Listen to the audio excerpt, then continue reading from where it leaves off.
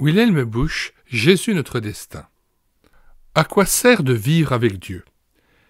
Voici la dernière conférence donnée par Wilhelm Busch. Il la prononça le 19 juin 1966 à Sassnitz, dans l'île de Rügen. Le 20 juin, alors qu'il revenait de cette ultime campagne d'évangélisation, Dieu le rappela à lui. À quoi sert de vivre avec Dieu? Tel est le thème de ma conférence. Nous pourrions aussi bien poser la question « Être chrétien, cela en vaut-il la peine ?» Il me faut tout d'abord vous citer un verset biblique tiré de l'Épître aux Éphésiens. « Béni soit Dieu, le Père de notre Seigneur Jésus-Christ, qui nous a bénis de toutes sortes de bénédictions spirituelles dans les cieux en Christ. » Ces mots évoquent admirablement la riche bénédiction à laquelle, grâce à Jésus-Christ, les chrétiens ont accès. Mais avant que j'aborde le thème proprement dit, il me faut éclaircir quelques points. 1. Une vie avec Dieu n'est pas une illusion. En effet, vivre avec Dieu n'est pas vivre dans l'imagination, dans l'illusion. Je vais essayer de vous le rendre plus clair.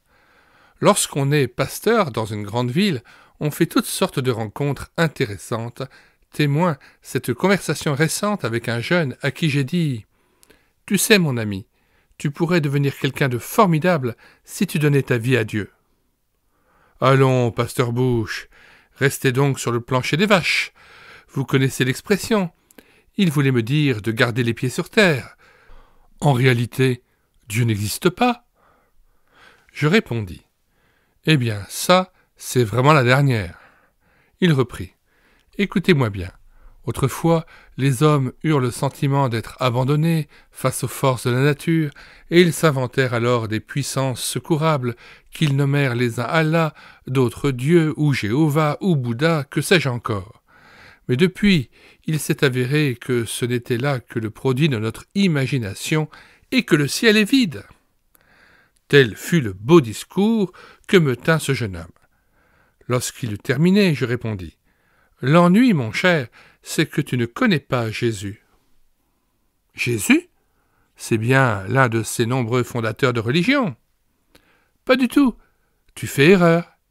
Je vais te dire, moi, qui est Jésus, car c'est depuis que je le connais que je sais que Dieu est vivant. Sans Jésus, nous ne saurions rien de Dieu. » Et je lui fis comprendre qui était Jésus. Qui est Jésus? J'aimerais vous le faire comprendre, à vous aussi, à l'aide d'un exemple. Dans ma vie, voyez-vous, j'ai connu des moments très difficiles. J'ai été emprisonné plusieurs fois. Non pour avoir volé des petites cuillères en argent, mais à cause de ma foi. Sous le Troisième Reich, les nazis n'aimaient pas les pasteurs qui, comme moi, s'occupaient des jeunes. Et c'est pourquoi ils m'enfermèrent dans de sinistres prisons, dont une fut particulièrement éprouvante.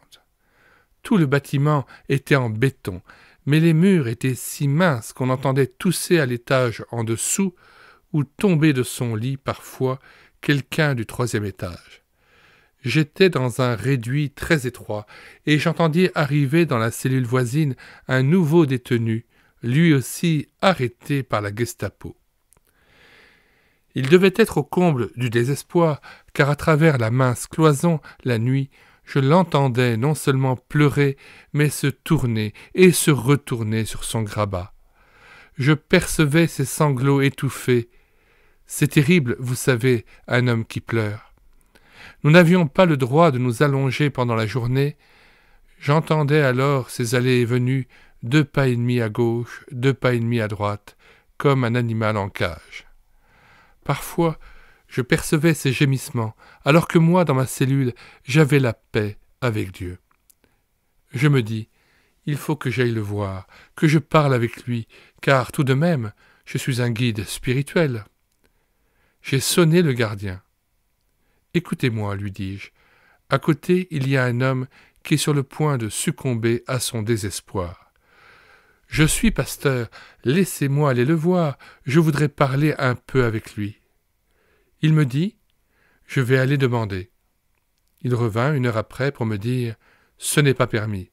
Autorisation refusée. » Ainsi, Je n'ai jamais pu voir l'homme qui était à côté de moi, alors que la distance qui nous séparait n'excédait pas la largeur d'une main. Je n'ai jamais vu son visage, je n'ai pas su s'il était jeune ou vieux, j'ai su seulement son immense désespoir. Parfois, debout devant ce mur entre nous, je me disais « Si seulement je pouvais démolir ce mur et m'approcher de cet homme !» Mais je ne pouvais l'abattre même en tapant dessus de toutes mes forces. Écoutez-moi bien à présent. Le Dieu vivant, le Créateur du ciel et de la terre, se trouve dans une situation comparable à la mienne à ce moment-là. Nous sommes, nous, enfermés dans un monde visible à 3 dimensions. Dieu est tout près. David dit à Dieu dans un psaume « Tu m'entoures de toutes parts ». Il s'agit du psaume 139. Prenons le temps d'en lire les 6 premiers versets. « Éternel, tu me sondes et tu me connais. Tu sais quand je m'assieds et quand je me lève. Tu pénètres de loin ma pensée. Tu sais quand je marche et quand je me couche, et tu pénètres toutes mes voies. Car la parole n'est pas sur ma langue que déjà, ô Éternel, tu la connais entièrement. Tu m'entoures par derrière et par devant, et tu mets ta main sur moi. Une science aussi merveilleuse est au-dessus de ma portée, elle est trop élevée pour que je puisse la saisir. » Retour au texte. Dieu n'est séparé de nous que par une largeur de main, mais entre lui et nous, il y a le mur d'une autre dimension. Pourtant, aux oreilles de Dieu parvient toute la détresse du monde.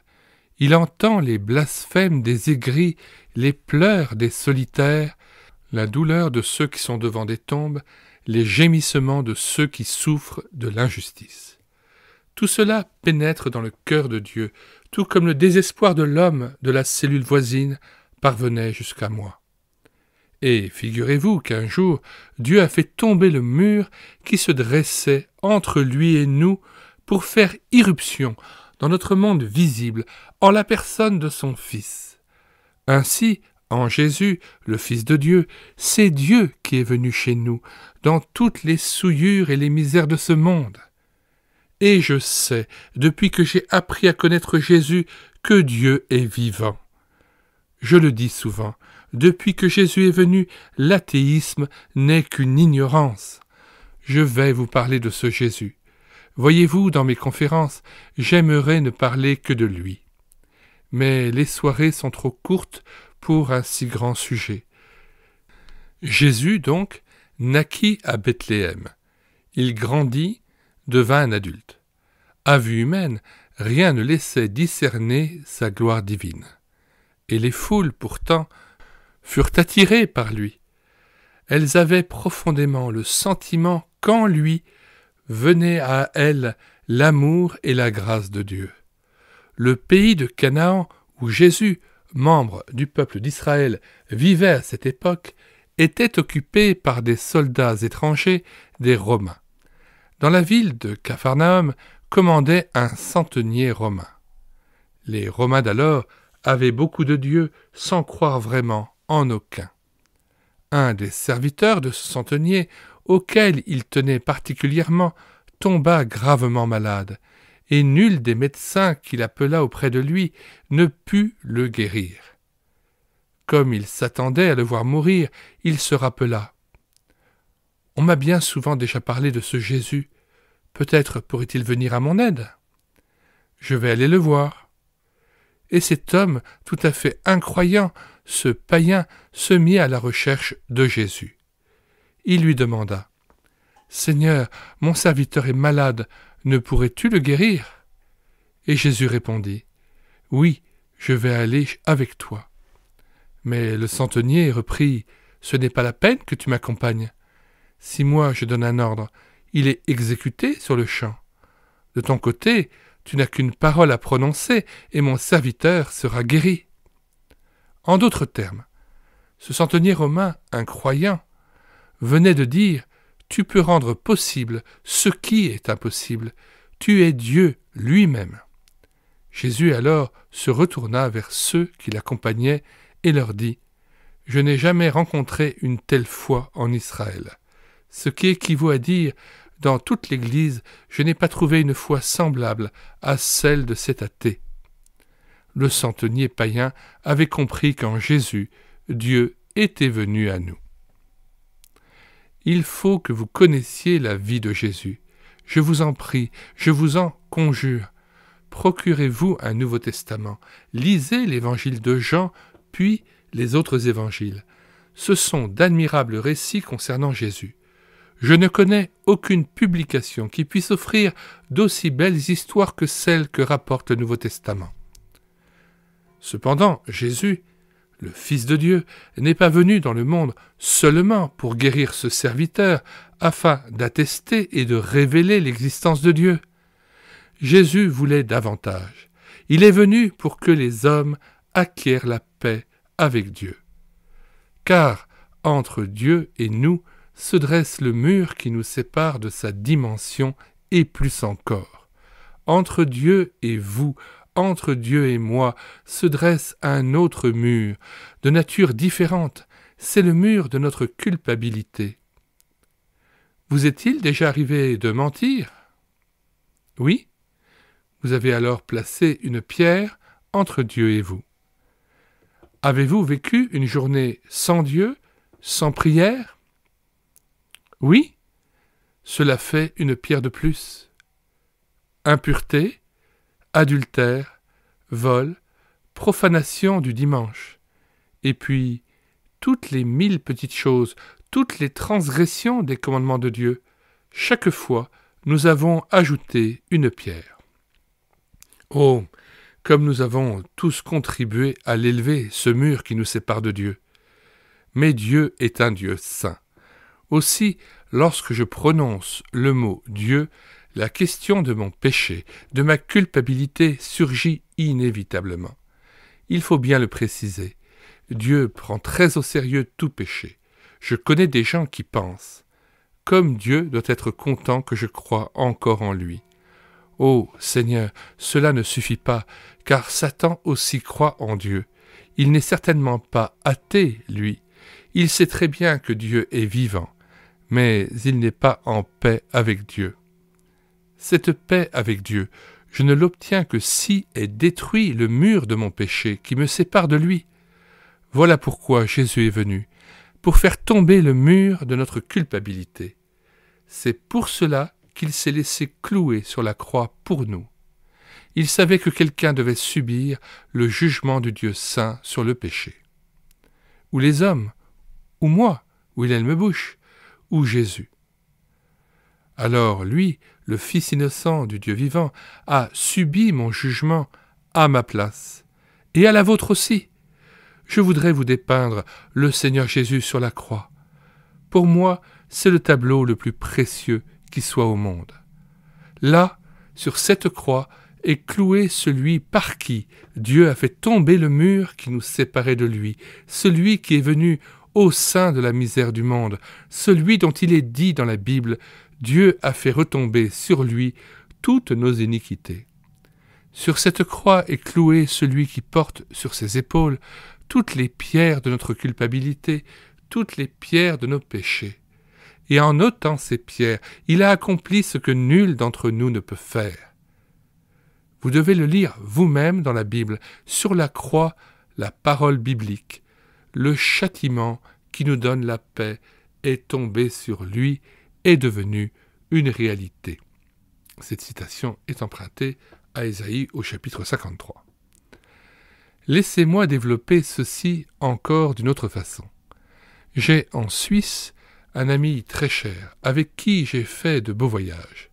Comme nous avions déjeuné quelque part ensemble, vint le moment de l'addition. L'un de nous deux devait payer. Qui était le plus en fond? Il m'était facile de dire « Écoute, peux-tu payer? Je te rembourserai. » Mais vous saisissez, il fallait que l'un de nous deux règle la note. En ce qui concerne notre culpabilité devant Dieu, nos péchés, nos transgressions, il fallait aussi que quelqu'un paie. Ou bien vous croyez que Jésus a payé pour vous, ou bien vous devrez un jour payer vous-même. Mais toute faute doit être soldée. C'est pourquoi Jésus a pour moi une si grande importance. Puisqu'il a payé pour moi, c'est à lui que je m'attache. Il faut dire à présent que Jésus n'est pas resté captif de la mort. Pas du tout, et c'est cela qui est extraordinaire. Le 3e jour après la mort de Jésus, un homme, tout pensif, se demandait « Qu'en est-il au juste de Jésus ?» Il est mort. J'ai vu déposer son corps dans un tombeau creusé dans le roc et rouler une pierre devant l'entrée. Était-il ou n'était-il pas le Fils de Dieu ? Cet homme s'appelait Thomas. Comme il était encore en train de ruminer la question « Qu'en est-il de Jésus à présent ?» Ses amis surgirent, exultants de joie. « Dis donc, il est vivant !»« Qui, il est vivant ?»« Jésus, voyons !»« Ce n'est pas possible !»« Si, nous avons vu le tombeau vide, nous en sommes témoins, nous pouvons te le jurer. Et puis, nous l'avons rencontré. » Se peut-il que quelqu'un ressuscite des morts, pense Thomas ? Si c'était vrai, il serait bien le Fils de Dieu, et Dieu témoignerait en sa faveur. Mais Thomas reste sceptique. J'ai été si souvent dupé dans ma vie que je ne crois plus qu'à ce que je vois. Au cours de mon voyage, la dame qui contrôlait les billets, avec laquelle je parlais de Jésus, m'a dit « Je ne crois qu'à ce que je vois. » Ainsi raisonnait Thomas, qui répondit donc aux autres disciples « Je ne croirai ce que vous me dites que si je vois dans ses mains la marque des clous et que si je mets ma main dans la plaie qu'ils lui ont faite au côté. » Les disciples purent alors raconter tout ce qu'ils voulaient, comme moi, ici, à Salsnitz. Thomas répondait obstinément « Je ne le crois pas. » 8 jours plus tard, Thomas étant avec ses amis, Jésus leur apparut tout à coup. « Viens, Thomas, avance ton doigt ici, regarde la trace des clous, avance aussi ta main et mets-la dans mon côté. Cesse d'être incrédule, aie la foi. » Alors ce pauvre sceptique tomba à genoux et s'écria « Seigneur Jésus, mon Seigneur et mon Dieu. » Vous pouvez me comprendre à présent lorsque je dis « Vivre avec Dieu, ce n'est pas un rêve, ce n'est pas l'effet de l'imagination. Dieu n'est pas quelque chose de vague qui amène à dire « Il doit bien y avoir un Dieu quelque part. » Mais comment est-il ? On ne le sait pas. Qu'il soit possible de vivre avec Dieu, c'est fondé sur le fait que le Fils de Dieu est venu, est mort et est ressuscité pour moi. C'est pourquoi je suis informé avec exactitude de ce qu'est Dieu. Voilà le préalable qu'il me fallait éclaircir avant d'aborder notre thème « À quoi sert de vivre avec Dieu ?» Vivre avec Dieu n'est ni un rêve, ni une illusion. Mais je voudrais encore aborder une seconde question préalable. 2. Comment vivre avec Dieu ? Que de fois m'a-t-on dit « Pasteur Bush, au fond vous êtes un homme heureux, car vous avez quelque chose que je n'ai pas. » J'ai répondu « Ne dites pas de bêtises, vous pouvez être comme moi, Jésus est là pour vous aussi. » D'accord, mais comment faire pour avoir cette vie avec Dieu ? La Bible le dit en quelques mots très clairs. Crois au Seigneur Jésus. Si seulement je pouvais vous amener à cette foi. Mais il faut d'abord préciser ce que croire veut dire, car certains ont de la foi une idée inexacte. Prenons quelqu'un qui regarde sa montre et dit « Il est en ce moment 7h20 ». Cela, je le sais avec précision. Mais quelqu'un qui n'a pas de montre dira « Je crois qu'il est 7h20 ». Et beaucoup de gens s'imaginent que croire relèverait d'une connaissance aussi incertaine, n'est-ce pas ? Quel est donc le sens du mot « crois » lorsque la Bible dit « crois au Seigneur Jésus-Christ » ? Je vais tenter de l'éclairer à l'aide d'une expérience que j'ai vécue.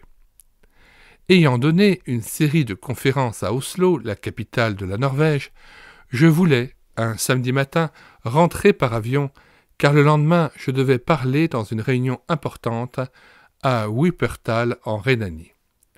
C'est alors que les contretemps commencèrent.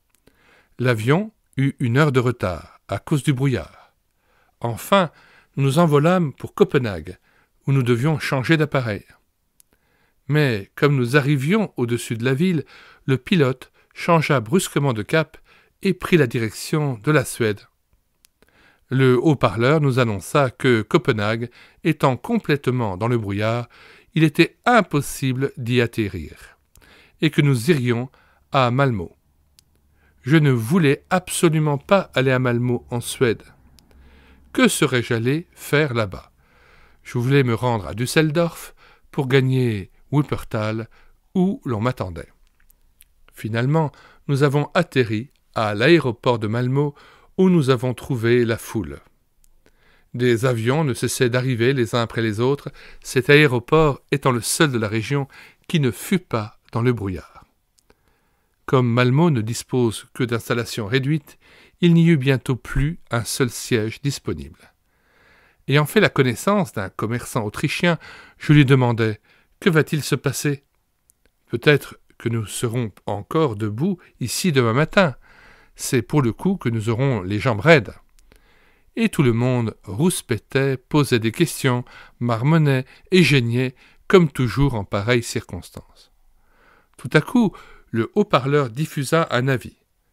Un vol par quadrimoteur en direction du sud est prévu. Nous ne savons pas si l'appareil atterrira à Hambourg, Düsseldorf ou Francfort, mais les voyageurs à destination du sud peuvent embarquer. Évidemment, c'était un peu incertain. Une dame à côté de moi se mit à crier « Pour moi, pas question d'y aller, j'ai trop peur !» Je lui fis remarquer. « Vous savez, madame, vous n'êtes pas obligée d'y aller. Vous pouvez très bien rester ici. » L'Autrichien, lui, déclara « Un vol en plein brouillard, comme cela, tout de même, sans savoir où l'on va atterrir. » Et alors que cette femme criaillait et que l'Autrichien commençait à me faire hésiter, le pilote, dans son uniforme bleu, passa près de moi. Je vis son visage, d'un sérieux à toute épreuve, parfaitement maître de lui, un visage qui révélait la pleine conscience de ses responsabilités, car pour lui, il ne s'agissait pas d'un jeu. Du coup, je m'adressai à ce monsieur autrichien. « Allons-y, nous pouvons faire confiance au pilote, il a la tête sur les épaules. » Nous nous sommes donc embarqués, et à partir du moment où notre pied quittait la terre ferme, où l'on fermait la porte de la carlingue, nous nous sommes trouvés entre les mains de ce pilote. Mais nous avions confiance. Je lui remettais ma vie. Après un atterrissage à Francfort, je dus voyager toute la nuit pour rentrer à la maison. Mais j'étais arrivé au but. Voilà ce que croire veut dire, c'est se confier à quelqu'un. Comment vivre avec Dieu? Crois au Seigneur Jésus-Christ. Je pourrais aussi le dire sous cette forme. Embarque-toi avec Jésus. En montant dans l'avion, j'avais l'impression que mon Autrichien aurait bien voulu rester un pied dans l'aéroport et l'autre dans l'appareil. Mais cela n'est pas possible. Il fallait ou rester dehors, ou se confier entièrement au pilote. Il en est de même avec Jésus. On ne peut vivre avec un pied loin de lui et lui confier l'autre pied. Croire au Seigneur Jésus, vivre avec Dieu, ne peut se faire que si je risque toute ma vie avec lui. Je dois lui dire « Prends ma vie, Jésus, à toi je la remets tout entière. » Et je vous pose à présent la question. À qui mieux qu'au Fils de Dieu pourrais-je confier ma vie? Aucun homme au monde n'a fait pour moi autant que Jésus. Il m'a tant aimé qu'il a donné sa vie pour moi. Pour vous aussi. Personne ne nous a aimés comme il nous a aimés. Et il est ressuscité des morts. Ne devrais-je pas confier ma vie à celui qui est ressuscité? Si nous ne le faisons pas, c'est bien parce que nous sommes des insensés. Mais à partir du moment où je donne ma vie à Jésus, je suis comme embarqué dans la vie qui provient de Dieu. Il y a dans un cantique une strophe très belle que j'aime particulièrement. À qui d'autre pourrais-je m'abandonner, ô roi qui est mort sur la croix? À toi, mon sang et ma vie en sacrifice. Mon cœur entier se répand devant toi. Sous l'étendard de la croix, je m'engage, comme ton combattant et comme ton sujet. Oh, si seulement vous pouviez parler ainsi. Après vous avoir dit cela, il me faut encore ajouter quelque chose. Si vous voulez donner votre vie à Jésus, embarquez avec lui. Si vous voulez lui faire confiance, alors dites-le lui donc. Il est là, présent. Il est à côté de vous. Il vous entend. Dites-lui. Seigneur Jésus, je te donne ma vie. Lorsque je me suis converti, alors que j'étais un mauvais sujet sans Dieu, j'ai accepté Jésus et j'ai prié. Seigneur Jésus, à présent je te donne ma vie. Je ne te promets pas de devenir comme il faut, car, pour que j'y parvienne, tu devras me donner un cœur nouveau. J'ai un sale caractère, mais ce que je suis, je te le donne tout entier. Seigneur, fais de moi un homme nouveau. C'est à cette heure-là que je me suis embarqué avec Jésus, de mes 2 pieds, et je lui ai laissé la direction de ma vie, à lui qui m'avait racheté par son sang. Mais pour avancer dans une vie avec Dieu, on doit, et je le répète tous les jours, prendre absolument à cœur la parole de Dieu, la prière, le partage. Vous ne pouvez pas, voyez-vous, appartenir à Jésus et ne plus entendre parler de lui. Il vous faut avoir une Bible, tout au moins un Nouveau Testament, et tous les jours consacrer un quart d'heure tranquille à lire un passage. Ce que vous ne comprendrez pas, laissez-le de côté pour le moment. Mais plus vous avancerez dans la lecture, et plus vous saisirez de splendeur. Pour moi, j'ai souvent le cœur débordant de joie, parce que j'ai le privilège d'appartenir à ce prodigieux Sauveur, et de l'annoncer aux autres. Ainsi, non seulement nous pouvons avoir une vie qui vienne de Dieu, mais aussi nous pouvons la transmettre autour de nous. À la parole de Dieu s'associe un autre mot qui commence par P, la prière. Car Jésus vous entend. Vous n'avez pas besoin de lui tenir de grands discours. Si vous êtes maîtresse de maison, vous pouvez lui dire « Seigneur Jésus, aujourd'hui, tout va mal. Mon mari est de mauvaise humeur, les enfants n'obéissent pas, c'est jour de lessive et il me manque de quoi payer une note. Laisse-moi, Seigneur Jésus, déposer à tes pieds toutes ces complications. Donne-moi quand même un cœur rempli de joie, parce que j'ai une vie qui me vient de toi.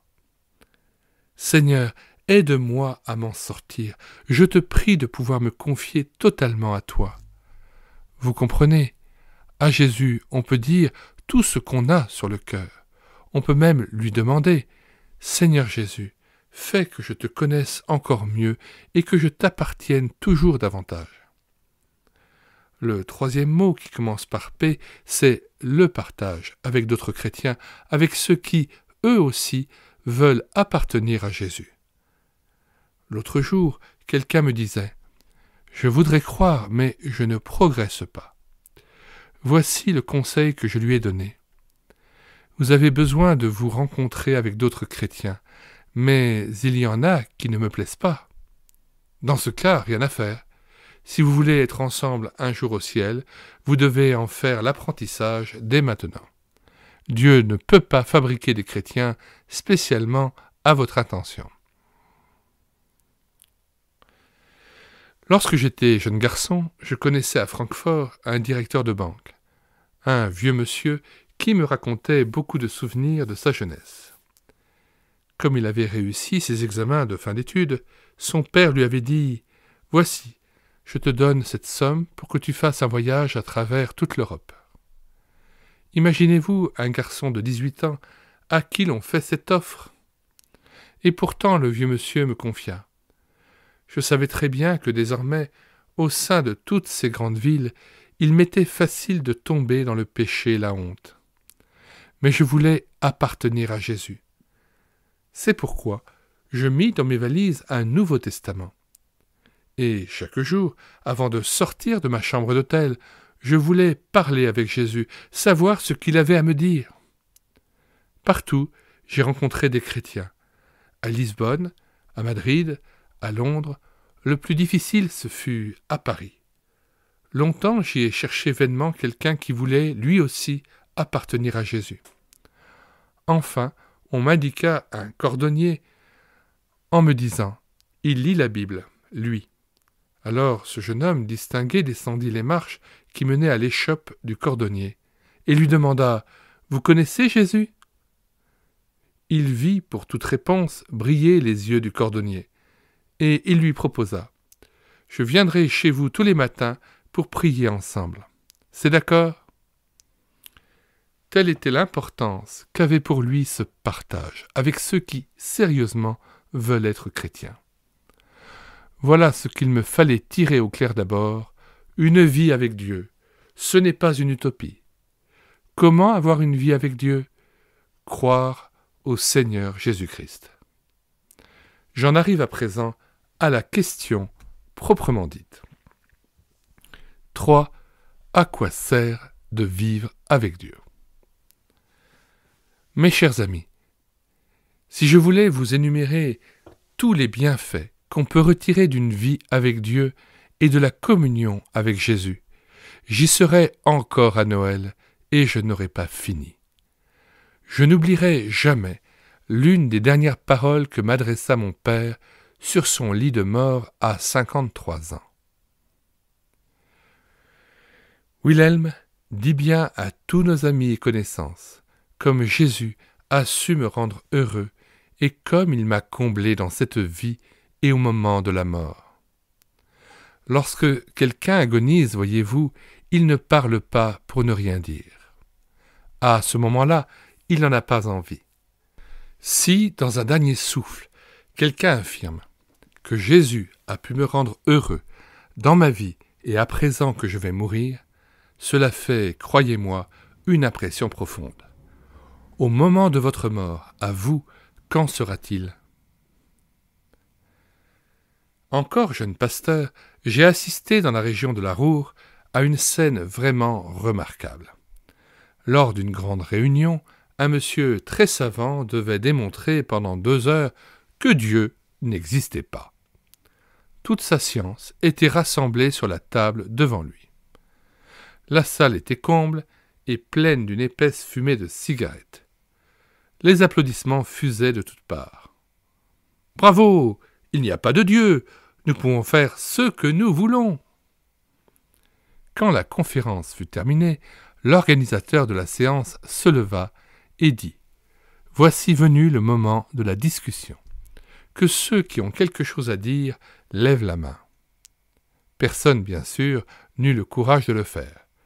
Chacun pensait « On ne peut tout de même pas contredire un homme aussi savant. » Beaucoup, certainement, n'étaient pas d'accord avec lui, mais qui aurait l'audace de monter sur l'estrade devant 1000 personnes qui approuvaient avec enthousiasme ? Une voix se fit entendre, pourtant. Tout au fond, une vieille grand-mère, une vraie grand-mère de Prusse orientale avec son petit bonnet noir, comme on en voit beaucoup dans la Roure, se manifesta. L'organisateur lui demanda « Grand-mère, vous désirez dire quelque chose ?»« Oui, j'ai quelque chose à dire. »« Alors, il faut que vous veniez ici, devant tout le monde. »« D'accord, dit la grand-mère. N'ayez crainte. » Quelle femme courageuse, n'est-ce pas ? Cela se passait autour de 1925. Elle s'avança d'un pas décidé, s'installa à la table du conférencier et dit « Monsieur, pendant 2 heures, vous nous avez parlé de votre incroyance. Permettez-moi pendant 5 minutes de parler de ma foi. Je voudrais vous dire ce que mon Seigneur, mon Père du ciel, a fait pour moi. Lorsque j'étais jeune femme, mon mari a été victime d'un accident au fond de la mine. On me l'a ramené mort à la maison. Je me retrouvais seul avec 3 petits-enfants. À l'époque, il n'y avait guère d'aide sociale.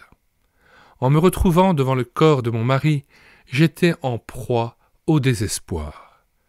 C'est là que tout a commencé. C'est là que mon Dieu m'a consolé comme personne ne pouvait le faire. Les gens, ce qu'ils me disaient, m'entraient par une oreille et sortaient par l'autre. Mais lui, le Dieu vivant, m'a consolé. Je lui disais, « Seigneur, à présent, c'est toi qui dois être le père de mes enfants. » C'était bouleversant d'entendre la façon dont cette vieille femme s'exprimait. Bien souvent, le soir, je ne savais où trouver l'argent pour nourrir les enfants le lendemain. Alors je m'adressais encore à mon Sauveur. « Seigneur, tu sais dans quelle détresse je suis. Viens à mon secours. » Et, se tournant vers le conférencier, elle lui dit « Jamais il ne m'a abandonné, jamais. J'étais souvent dans le noir, mais il ne m'a jamais abandonné.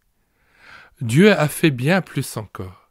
Il a envoyé son Fils, le Seigneur Jésus, le Christ, qui est mort et ressuscité pour moi, qui m'a lavé de tous mes péchés par son sang. Je suis à présent une vieille femme. Je vais bientôt mourir, mais, voyez-vous, il m'a donné la sûre espérance de la vie éternelle. Si mes yeux se fermaient maintenant, je me réveillerais au ciel, parce que j'appartiens à Jésus. Permettez-moi de vous poser la question, qu'est-ce que votre incroyance vous a apporté ? Le conférencier se leva, tapota l'épaule de la vieille grand-mère, et lui dit « Bien sûr, on ne peut pas remettre en question la foi d'une vieille dame comme vous. En fin de compte, pour des personnes âgées, la foi n'est peut-être pas inutile. » Vous auriez dû voir alors la petite grand-mère. D'un geste de la main, elle réfuta ce qui venait de lui être répondu, et déclara « Non, non, non, ce que vous venez de dire, ce n'est pas une réponse. Monsieur, je vous pose une question et vous devez me répondre. Je vous ai dit ce que mon Seigneur a fait pour moi. Dites-moi maintenant ce que votre incroyance a fait pour vous. » Il y eut un silence embarrassé. La grand-mère était une femme intelligente. Si, de nos jours, l'Évangile est attaqué de tous les côtés, je pose la question. Mais à quoi vous sert votre incrédulité ? Je n'ai pas l'impression, en effet, que les hommes aient le cœur en paix ou soient devenus plus heureux pour autant. Non, mes amis. À quoi sert de vivre avec Dieu ? Je voudrais vous répondre pour ce qui me concerne moi. Je n'aurais jamais pu supporter ma vie si je n'avais pas, grâce à Jésus-Christ, la paix avec Dieu. J'ai vécu en effet des heures où j'avais le cœur prêt à se briser. J'ai appris aujourd'hui qu'il y a eu près d'ici un terrible accident qui a plongé 2 familles dans le deuil. Si j'ai bien compris, des enfants se sont fait écraser par une voiture. Une catastrophe peut arriver si vite que d'un seul coup les grands mots n'ont plus de sens. On ne peut que tendre la main avec angoisse pour demander « Personne ne peut donc me venir en aide ?» Voyez-vous, c'est dans les heures difficiles de la vie que se manifeste l'aide qu'on trouve en Jésus. Quand je me suis marié, j'ai dit à ma femme « Je voudrais avoir 6 enfants, tu sais, et il faudra qu'ils jouent tous du trombone. » Je rêvais d'avoir à la maison notre orchestre de trombone personnel. Nous avons en effet eu 6 enfants, 4 gentilles filles et 2 fils. Mais mes 2 fils, je ne les ai plus. Dieu me les a enlevés, de façon terrible, d'abord l'un, puis l'autre. C'est difficile à porter. Pendant toute une vie de pasteur de jeunes, j'ai eu affaire à des garçons et mes propres fils. Je me souviens encore comment, à l'annonce de la mort du second, j'allais et venais avec l'impression d'un couteau planté dans le cœur. Des gens venaient nous apporter leurs condoléances, mais leurs paroles n'avaient pas d'effet, elles n'accrochaient pas. Pasteur de jeunes, je savais, ce soir, il faut que j'aille au cercle de la jeunesse et que j'annonce joyeusement la parole de Dieu à 150 garçons. Mon cœur saignait. Alors, je me suis enfermé, je suis tombé à genoux et j'ai prié. Seigneur Jésus, tu es vivant, aie donc pitié du pauvre pasteur que je suis. Et j'ai ouvert mon Nouveau Testament et j'ai lu. Je vous donne ma paix. Je n'étais sûr que d'une seule chose, ce que Jésus promet, il le tient. Aussi j'ai continué à prier. Seigneur Jésus, je ne cherche pas à comprendre en ce moment pourquoi tu as permis cette épreuve, mais donne-moi ta paix. Remplis mon cœur de ta paix. Et il l'a fait. Et il l'a fait. Je peux l'attester ici devant vous. Vous aurez besoin de lui, vous aussi, lorsque personne ne pourrait vous apporter de consolation. C'est merveilleux, vous savez, quand personne ne peut vous aider, de connaître Jésus qui nous a rachetés sur la croix par son sang et qui est ressuscité, et de pouvoir lui dire « Seigneur, donne-moi ta paix ». La paix qu'il donne coule dans le cœur comme un fleuve puissant. Et ceci s'applique aussi au moment le plus difficile de notre vie, l'heure où approche la mort. Qu'en sera-t-il alors pour vous ? Personne alors ne peut vous aider. Viendra le moment où il vous faudra lâcher la main de l'être qui vous est le plus cher. Comment cela va-t-il se passer ? Vous devrez vous présenter en face de Dieu. Voulez-vous comparaître devant lui avec tous vos péchés ? Ah, quand on peut saisir la main puissante du Sauveur, quand on sait « Tu m'as racheté par ton sang précieux, tu as pardonné toutes mes fautes », alors on peut mourir dans la paix. À quoi sert de vivre avec Dieu ? Je vais vous l'énumérer. Paix avec Dieu, joie dans le cœur, amour pour Dieu et le prochain, au point de pouvoir aimer nos ennemis et tous ceux qui nous irritent. Consolation dans le malheur, si bien que pour moi tous les jours le soleil brille, espérance certaine de la vie éternelle, et l'Esprit Saint, le pardon des péchés, la patience. Oh, je pourrais continuer encore longtemps. Pour terminer, je vous laisse cette strophe que j'aime tant. C'est quelque chose que d'être au Sauveur. Moi qui suis tien, ô Jésus, et toi qui es mien, pouvoir le dire en toute vérité, et nous appeler sans aucun doute, lui, mon garant, mon Seigneur et ma gloire, et moi, son héritage et sa propriété. Oui, c'est quelque chose que d'appartenir au Sauveur. Je vous souhaite cette richesse et ce bonheur. Fin de cet ouvrage « Jésus notre destin », fin de cette prédication admirable, de fin de carrière de ce pasteur qui le lendemain devait rejoindre son Seigneur. Chaque parole, chaque phrase de sa prédication résonne dans nos cœurs. C'est vraiment admirable et c'est une des plus belles prédications que j'ai pu lire jusqu'à présent. Nous mettons dans les commentaires de cette vidéo le lien d'accès à la page de téléchargement de l'ouvrage de William Bush, Jésus notre destin, ainsi que le plan de l'ouvrage. Ce téléchargement se fera à partir du site internet médiathèquechrétienne.fr, site où vous pouvez trouver des centaines d'ouvrages téléchargeables, ouvrages qui tous sont épuisés et non réédités. Et c'est là le projet de médiathèquechrétienne.fr, faire en sorte que tous les ouvrages épuisés et non réédités de la littérature chrétienne évangélique puissent à nouveau être mis à la disposition de tous ceux qui cherchent la face de Dieu et cherchent à se préparer au retour de Jésus-Christ. Nous vous disons au revoir et à bientôt.